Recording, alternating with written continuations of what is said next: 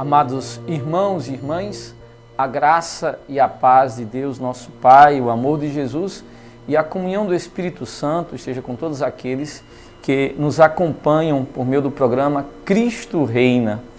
Nós esperamos sinceramente que esta catequese possa edificá-los, possa ajudá-los nesta caminhada de fé. Nós iremos hoje fazer uma reflexão exatamente sobre uma das palavras que se destacou na liturgia de domingo passado, que foi exatamente a palavra conversão. Então a nossa catequese será sobre a conversão. Nós queremos também agradecer a Alain pela sua presença e pela sua colaboração no programa Cristo Reina. Obrigado, Frei. Obrigado, Frei, com grande alegria, que estamos aqui para meditarmos, bem como o senhor falou. Também agradecer a todos vocês que nos acompanham aqui pela TV ao Sol, pelo Facebook, no nosso programa Cristo Reina. Bom, Alain, nós iremos iniciar nossa meditação exatamente sobre um dos temas centrais das Escrituras, eu diria até, de toda a Escritura, que é exatamente o tema da conversão. Por exemplo, domingo passado, o Evangelho encerrava com uma censura de Jesus, e a censura é exatamente essa. Ele diz assim, lá de Mateus 21, versos 32, diz assim: vós, porém, vendo isso, nem sequer vos arrependeis para crer. A censura de Jesus é exatamente porque não ocorreu arrependimento, nós diríamos conversão. E aqui é que está o elemento central. Também na leitura nos falava exatamente de uma censura mostrando a necessidade da conversão. Essa palavra conversão, ela é uma das, segundo a nossa pesquisa exegética, é a 12ª palavra mais utilizada no Antigo Testamento. É a 12ª palavra mais utilizada do Antigo Testamento. Ela aparece no Antigo Testamento 1050 vezes. Então, a gente por aí, só pela estatística, a gente percebe que se trata de uma palavra central, de uma palavra, eu diria, fundamental, uma palavra que se destaca, a palavra conversão ou arrependimento. Então, não sei se você já conhecia essa estatística, mas ela nos mostra a importância, eu diria, a importância desse conceito para progredirmos na nossa fé, para progredirmos na vivência do Evangelho. E é uma coisa fantástica, quando a pessoa vai olhar no Antigo Testamento, o projeto divino de salvação de Deus para conosco e a humanidade, e o povo escolhido, por princípio, Israel. A palavra conversão está intimamente ligada em quase todos os livros, do Antigo Testamento, como o senhor disse. E aqui é interessante, porque Jesus no Evangelho de domingo nos advertia, nos censurava pela falta de conversão. De modo especial, a gente dizia nos censurava porque a gente crê que a palavra da Escritura, apesar de fazer referência a um acontecimento do passado, mas a palavra, ela é para nós no momento da liturgia. É Jesus falando para a gente, ela é atual, ela é uma palavra viva. Então aquilo o Senhor disse a todos que estavam na celebração, ao ministro e a todo o povo de Deus. O Senhor nos censurava pela falta de conversão, pela ausência de conversão. Então a gente precisa ser uma censura da parte de Deus, essa censura também que nós vimos também lá no livro de Ezequiel, também apareceu lá sobre a forma de censura, uma reprovação da parte de Deus, a falta de conversão, ou melhor, a falta de arrependimento. Então, nosso objetivo, nossa catequese hoje é refletir sobre o sentido da conversão. O que é conversão? O que significa conversão? O que significa arrependimento? Bom, a primeira coisa nós já dissemos é a relevância desse termo nas Sagradas Escrituras, Já demos até a sua estatística. A coisa assim que eu penso que seria importante, e eu acho que é uma parte da nossa tarefa aqui hoje, é mostrar alguns enganos sobre o que seja conversão. Porque, embora essa palavra seja muito comum, seja muito usual, se fala hoje tanto de conversão, eu penso que ela é mal entendida. Ela é pouco compreendida, pouco aprofundada.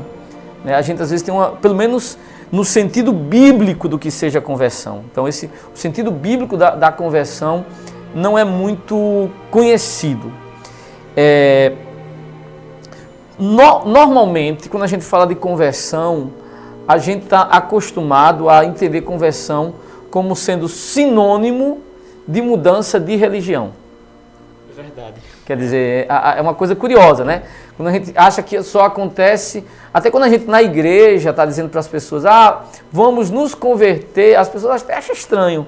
Quer dizer, vamos converter a quê, não é? Quer dizer, eu vou mudar, eu vou deixar de ser católico, né? Eu não penso que isso, quando as pessoas fazem esse tipo de colocação, significa que as pessoas não entenderam o que significa conversão. Então, nosso objetivo é aqui aprofundar. E a partir de que ponto eu posso entender que na Bíblia conversão não significa necessariamente, ou sobretudo não significa mudança de religião.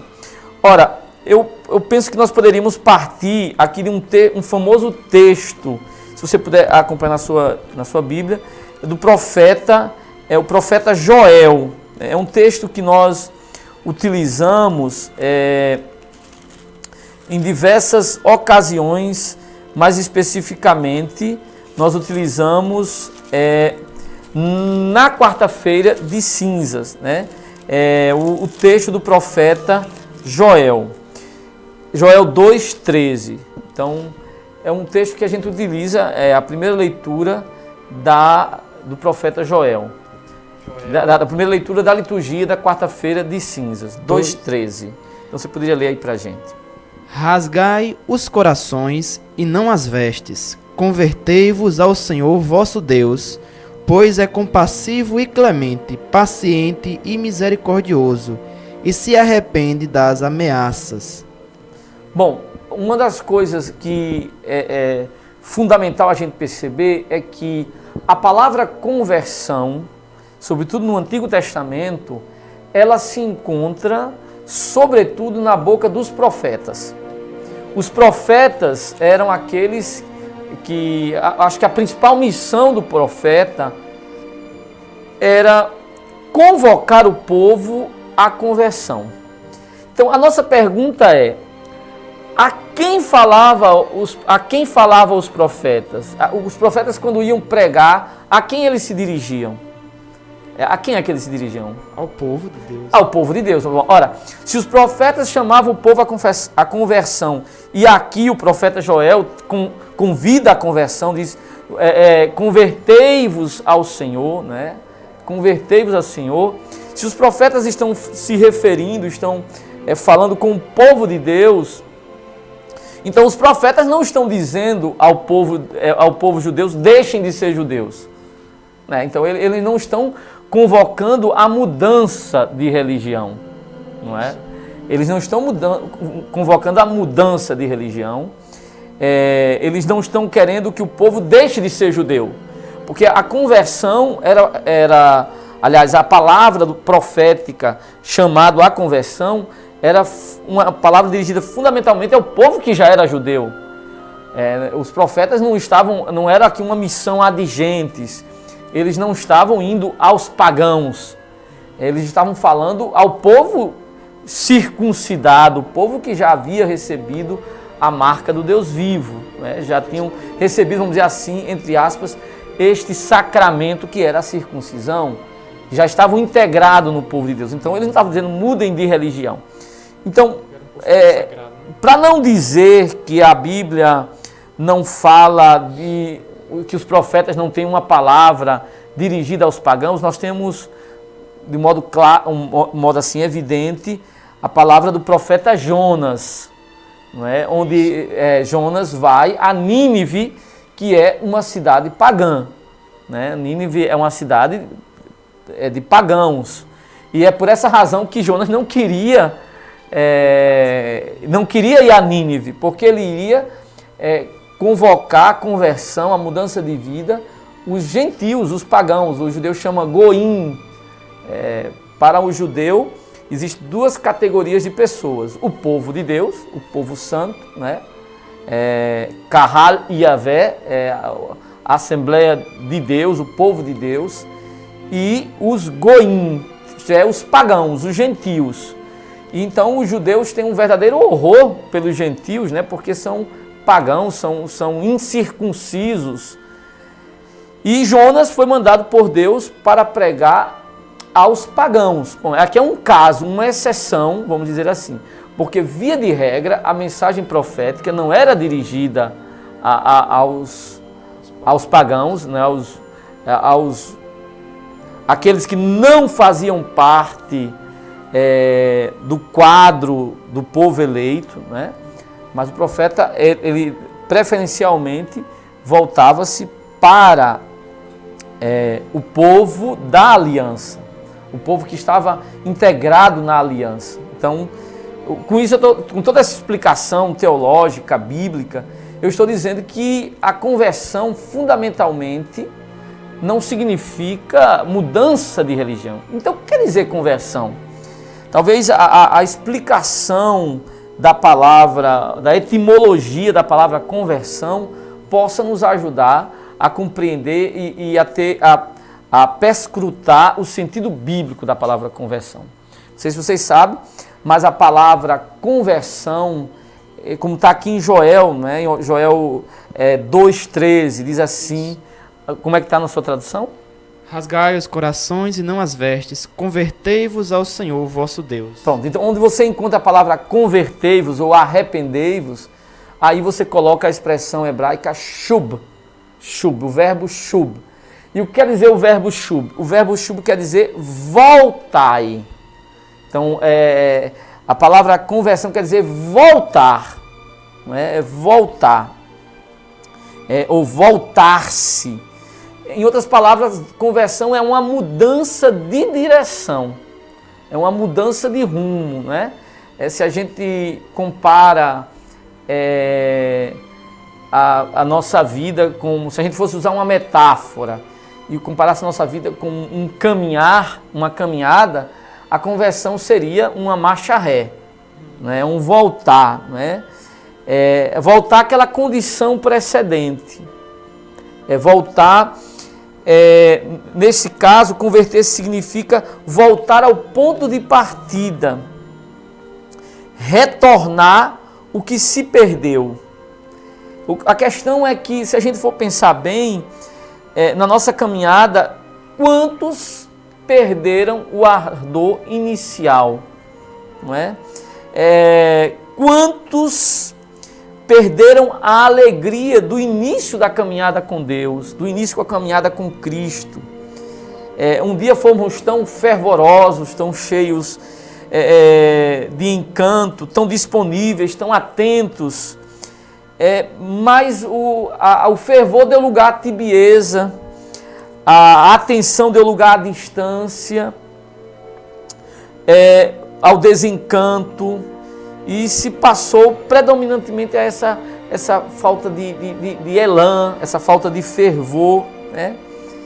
E aí, nesse caso, chamado a conversão indica voltar a esse fervor. Santa Clara dizia, num dos escritos de Santa Clara, acho que a Santa Inês de Praga dizia, voltemos ao fervor inicial, né? Voltemos aquele ardor inicial. Então, a conversão é um chamado a uma retomada do início, né? O ardor primitivo. É como se fosse assim, voltar à fonte, não é? Voltar àquela origem, voltar ao princípio, né? Em outras palavras, a gente talvez devesse dizer que, se a gente quer usar uma imagem, conversão com é tirar as cinzas da brasa, não é?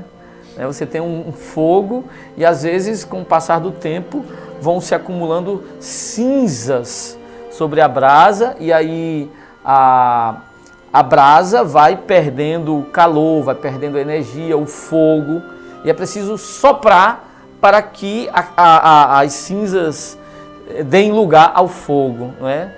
A frieza dê lugar ao calor, não é? A escuridão dê lugar à luz, não é? Nesse caso, converter-se é ir lá onde a água é cristalina, é um voltar-se para Deus. Então, tudo isso, esse voltar é sempre um voltar a Deus. Por isso o profeta Joel diz, né? Voltai para o Senhor. Voltai para o Senhor. Pois ele é compassivo e clemente, né? E clemente. Então, a conversão aqui pode ser comparado a, vamos dizer assim, a uma mudança de direção. É um voltar-se para Deus. É um caminhar para Deus. E aqui envolve, como diz o texto aí, uma mudança no coração. Né?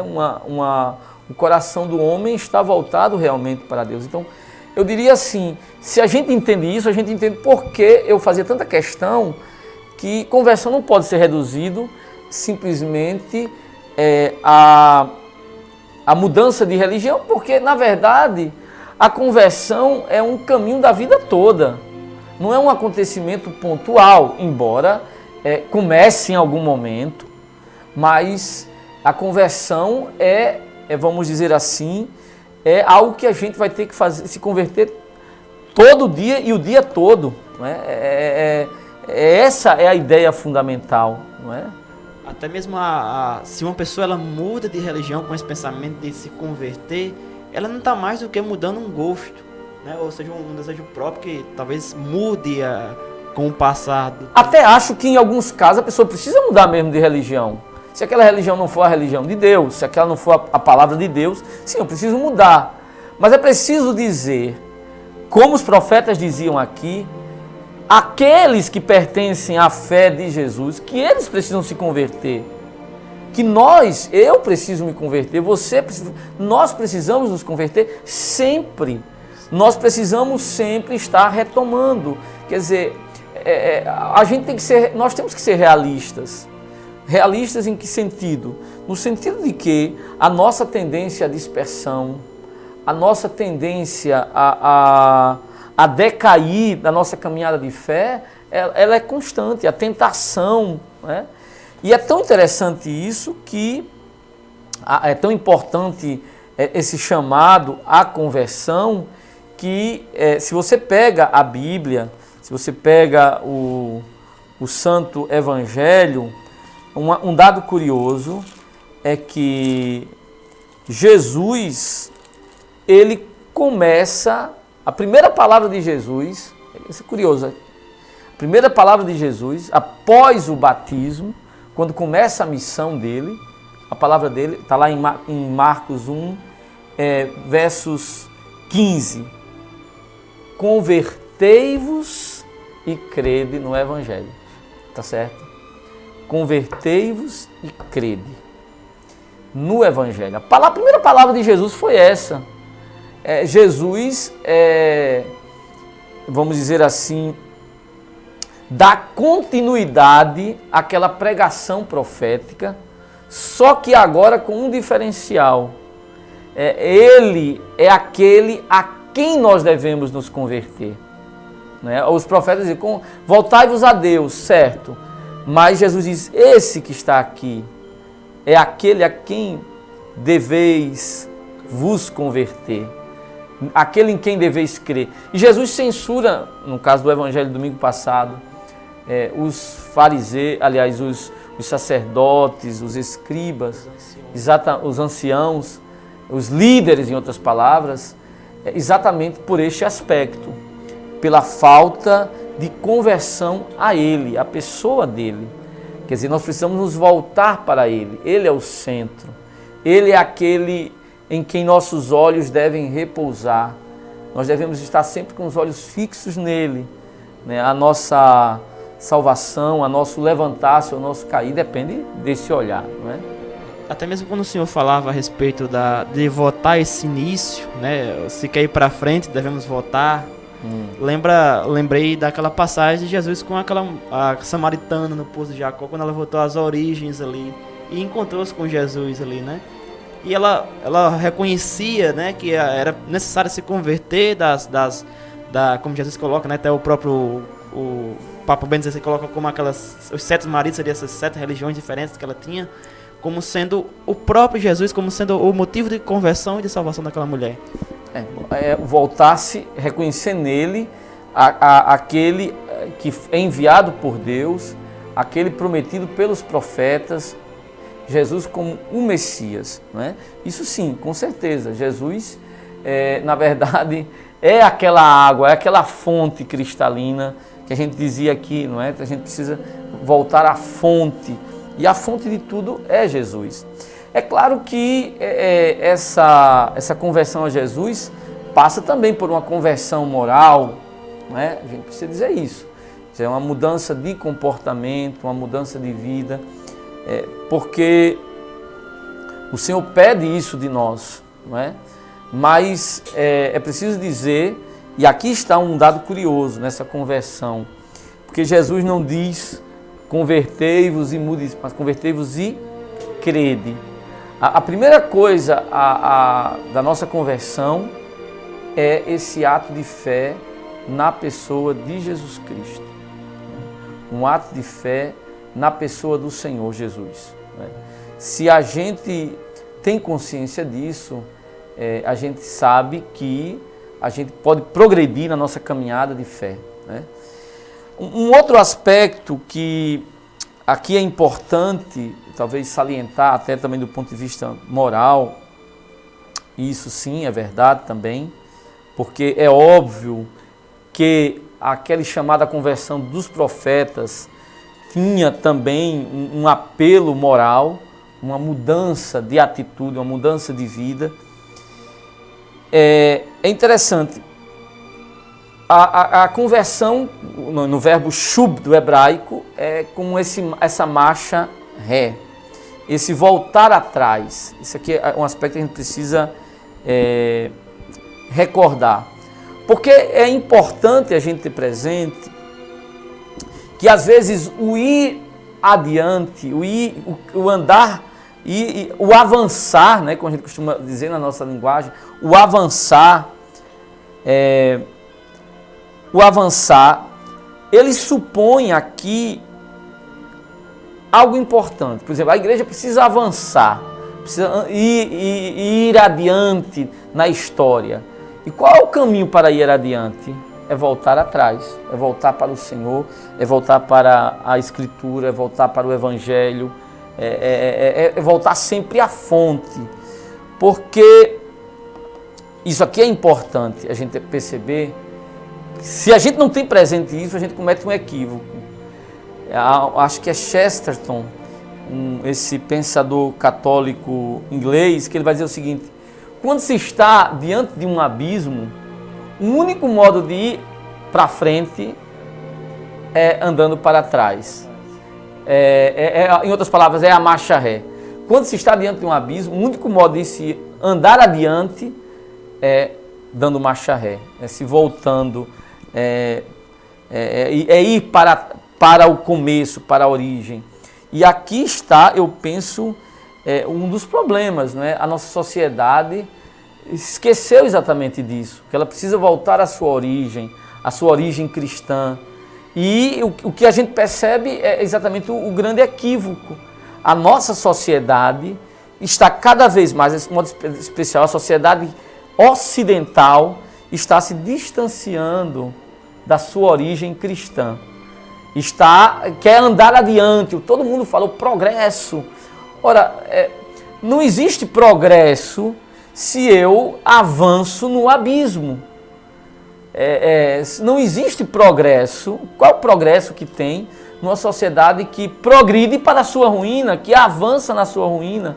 E é isso que a gente percebe. Por exemplo, veja, todas essas manifestações de pensamentos hoje, ideologia de gênero. Estamos avançando nesse processo. Mas estamos avançando em que direção? O abismo. Para o abismo, para a ruína, para a destruição, para o caos. Estamos avançando na direção da catástrofe social, da desordem. Estamos caminhando nessa direção. Alguém precisa dizer isso. Mas nós estamos assim, como um monte de cegos, guiado por tantos cegos, e vamos caminhando, e a gente está achando, estamos assim, festosamente caminhando para a ruína. A nossa sociedade caminha para isso. As manifestações, quer dizer, o pensamento, a educação, a formação, está indo nesta direção, na direção da ruína, na direção do caos, na direção da desordem. Quer dizer, a gente errando e continua insistindo no erro, e ninguém pode dizer que está errado, não é? Isso eles chamam de a evolução do pensamento humano. Bom, a gente poderia dar vários exemplos, não é? Veja,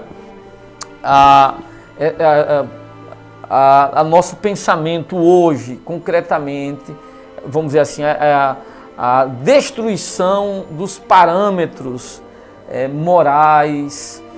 E aqui não é uma questão moralista, não, é uma questão de bom senso. O que a gente está vendo, não é? A gente percebe que a noção de autoridade foi destruída, e quando você tira a noção de autoridade do pai, da mãe, o que é que acontece? É o caos. Veja, hoje se tira a responsabilidade, ou não se quer permitir que os pais eduquem seus filhos. Se tira esse encargo da família, se tira a autoridade do pai, o Estado vai usurpando esse direito e esse dever. E para onde nós caminhamos? Para o caos, para a desordem, para a ausência de certo, de errado. Foi se tirando, e se cada vez está mais forte, não é? A gente não pode mais dizer que uma coisa está certa, ou que algo é certo, ou que algo é errado. E aí estamos progredindo nesse caminho, mas esse progresso nesse caminho, desses novos paradigmas, está nos levando para onde? Para o abismo. Né? Para o abismo, para a desordem. E é isso que a gente está vendo todos os dias, não é? Você vê, por exemplo, um professor numa sala de aula, a agressão a professores, e nós estamos desarmados intelectualmente. A gente não tem nem como reagir a essa condição de caos. Quer dizer, existe uma série de leis que são feitas, que algemam, que, vamos dizer assim, que nos impede de reagir diante desse caos, dessa desordem. O professor não pode reagir, os pais não podem reagir aos erros, não podem corrigir os filhos. Quer dizer, uma série de leis que vão nos desarmando, e a gente até acha que nem pode dizer nada, porque como é que vai dizer se é taxado desse ou daquele outro modo? Enfim, eu percebo que com esse passo, com esse modo de caminhar, a gente está caminhando para o abismo, para a ruína, para a destruição, para o caos, para a desordem. E alguém precisa dizer, olha gente, vamos ter que nos converter. A conversão é nos voltarmos para a origem da nossa civilização. Nos voltarmos para o Evangelho, que é a base da civilização, que é a fonte da civilização ocidental, que é a base de onde surgiu. Os filósofos de hoje, os pensadores de hoje, se a gente tivesse que dizer, dar um adjetivo a eles, o que é que eles são? Eles não estão construindo nada, eles estão destruindo. Eles são, na verdade, iconoclastas, demolidores, né? Destruindo os nossos padrões morais, destruindo os nossos valores, destruindo a nossa ética, e estamos oferecendo o quê? Nada. Nada. Então, não são pessoas que constroem, são pessoas que destroem. Até uma amiga, uma jovem, que eu tinha uma certa direção, eu fiquei tão preocupado com ela, porque ela dizia, eu preciso desconstruir, essa é a palavra que está em voga. Eu acho que a gente não precisa desconstruir, a gente precisa se converter. Essa é a palavra do Senhor para nós, converter. Nos convertermos ou nos voltarmos para a fonte do nosso do nosso modo de ser e de viver, isto é, o Evangelho, Jesus Cristo. Nos voltarmos para a fonte da nossa cultura, o pensamento clássico, a razão, a racionalidade, nós nos tornamos irracionais, né? Para a nossa ética, nós não precisamos destruir a ética judaico-cristã, nós precisamos reerguer essa coluna, porque sem ela nós estamos arruinados, nós estamos destruídos, né? E creio, né, que a sociedade avança a passos largos, né, em rumo a esse abismo. Exatamente. Veja, uma coisa curiosa, eu pensava um pouco sobre as mulheres, né? Hoje se fala muito de igualdade entre os sexos, né? Usando a linguagem de igualdade de gênero, vamos dizer assim, não é? O homem e a mulher. Eu concordo. É óbvio, eu acho que o Evangelho nos dá a base para dizer da igualdade, né? Na carta de São Paulo aos Gálatas, já não há homem nem mulher, escravo ou livre, judeu ou grego, somos um em Cristo Jesus, não é? Tudo bem, mas o problema é que, qual é a igualdade que se pretende? É assim, o homem na nossa sociedade, vamos dizer assim, marcada pelo pecado, tem a ideia de que o homem tem direito, por exemplo, ao adultério. Algumas pessoas acham que isso é certo, né? Porque o homem teria esse pretenso direito. Aí o que acontece? A mulher, eu quero ser igual ao homem. Aí quer ser igual ao homem no quê? No erro. Aí o homem diz, o homem erra de um lado, a mulher quer errar do outro. Isso quer ter esse direito. Bom, isso aqui, se a gente avança nisso aqui, nós estamos avançando na direção do caos, né? Porque se o homem quer ter direito às relações extraconjugais e a mulher também quer esse direito, isso não é um direito, isso isso não está direito, isso está torto. O homem deveria se converter. Aí a mulher quer ter o direito a se deteriorar junto com o homem, né? Isso aí é uma coisa terrível.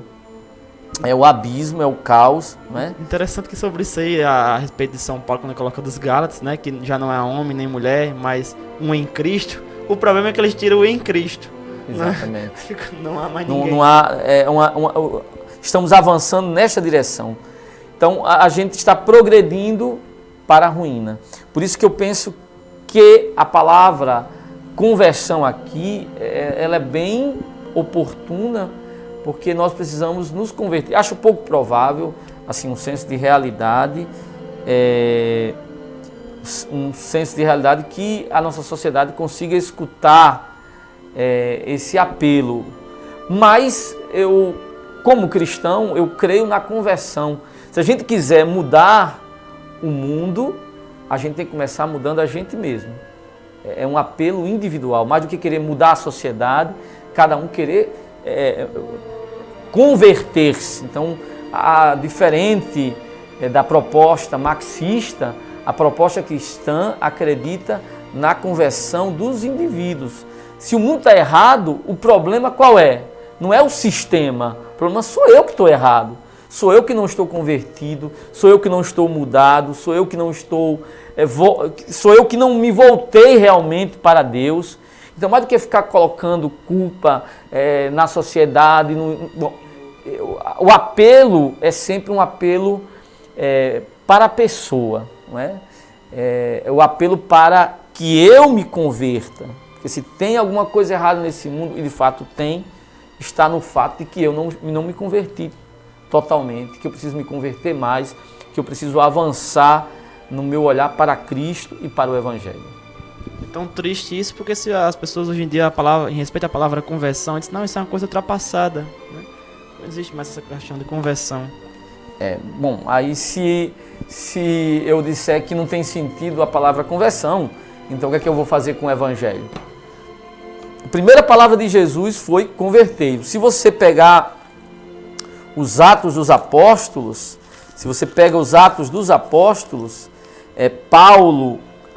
Pedro, lá em Pentecostes, quando ele, movido pelo Espírito Santo, ele faz aquela primeira pregação, né? Com no início aí da igreja, no nascedouro da igreja, toda a sua reflexão, toda a sua pregação se encerra com uma palavra. Você pode ver lá em Atos 2, no versículo 38. Arrependei-vos e batizai-vos, cada qual invocando o nome de Jesus Cristo. Pronto.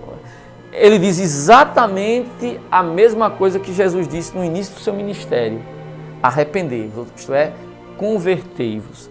Eu penso que essa ideia aqui deve ser fundamental. Nós, cristãos, precisamos nos converter.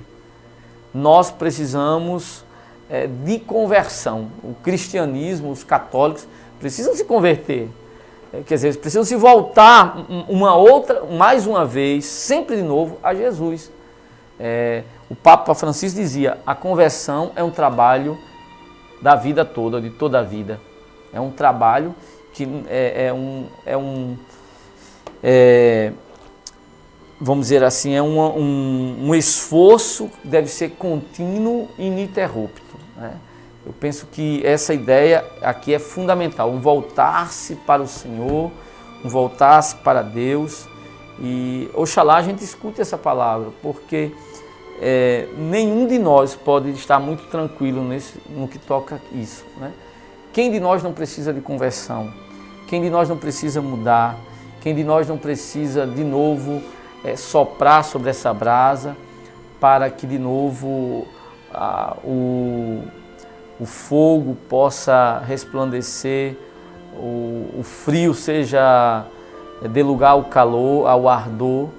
Então é esse o apelo, e eu penso que é oportuno refletir sobre a conversão.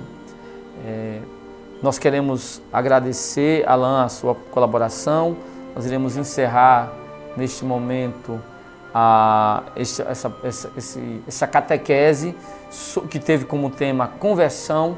Em outra ocasião nós iremos dar continuidade a essa reflexão sobre a conversão. A gente trabalhou um aspecto e óbvio que existem outros aspectos que precisam ser abordados para termos uma justa compreensão do que seja conversão do ponto de vista bíblico. Vimos que conversão, mais do que mudança de religião, é uma mudança de direção.